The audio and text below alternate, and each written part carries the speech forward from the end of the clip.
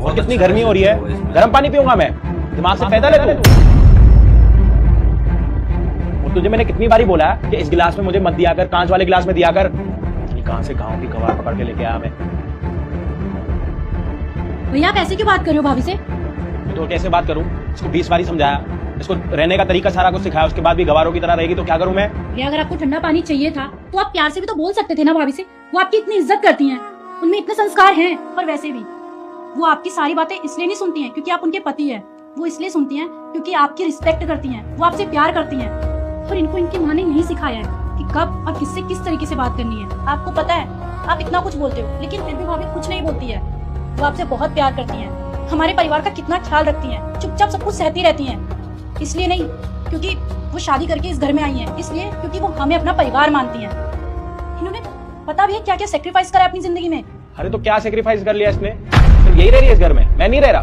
मैं कैसे इस घर में रह रहा हूँ मुझे भी पता। सब कुछ इसी ने नहीं करा, मैंने भी कुछ ना कुछ करा ही है। और इसने ऐसा करा ही क्या है बताओ? ये देखो,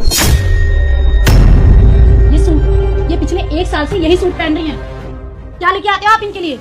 आपको पता है जब भी आपसे पैसे लेके जाती हैं ना तो ये अपने लिए कुछ नहीं लाती, आपके लिए लेके आती हैं, माँ जी के लिए लेके आती हैं, मेरे लिए लेके आती हैं। अपने लिए तो इन्होंने सोचना ही बंद कर दिया है। और ये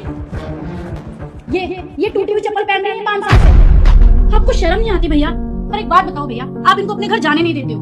और जब इन्होंने बोला कि इनकी मम्मी यहाँ आना चाहती है तो आपने इस बात पे भी इनको 4 बातें सुना दी। क्यों? जैसे आप भाभी के साथ बिहेव कर रहे हैं वैसे अगर मेरे हस्बैंड मेरे साथ बिहेव करेंगे तो आपको अच्छा लगेगा क्या? वो मुझे ना आने दे यहाँ पर और ना ही आप लोगों को मेरे घर बुलाए तो कैसा लगेगा आपको? और मुझे एक ही सूट हर दिन रोज पहनना पड़े, कैसा लगेगा आपको? मैं अपना सारा मन मार के, सारे सेक्रीफाइस करके अपनी जिंदगी ऐसे ही बिता लूं। भैया आपको पता है भाभी को देख के ना मुझे बहुत बुरा लग रहा है, ये सोचकर कि मैं आपकी बहन हूँ।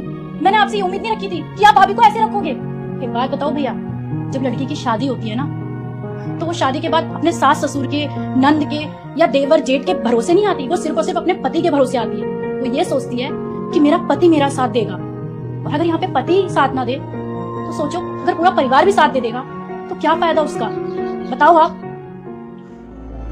तुम इतना कुछ सहती रही, तुमने आज तक कुछ बताया क्यों नहीं मुझे? आपने कभी जानने की कोशिश भी तो नहीं की ना? सही कह रही हो, मैंने तुम्हें कभी समझने की कोशिश ही नहीं की। कभी तुम्हें वो इज्जत दी नहीं जो इज्जत तुमने मुझे हमेशा दी। जब देखो चिल्ला के बात करना, उल्टा सीधा बोलना।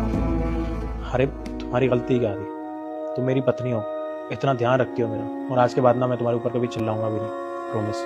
और हाँ, सॉरी। आप ऐसे सॉरी मत बोलिए।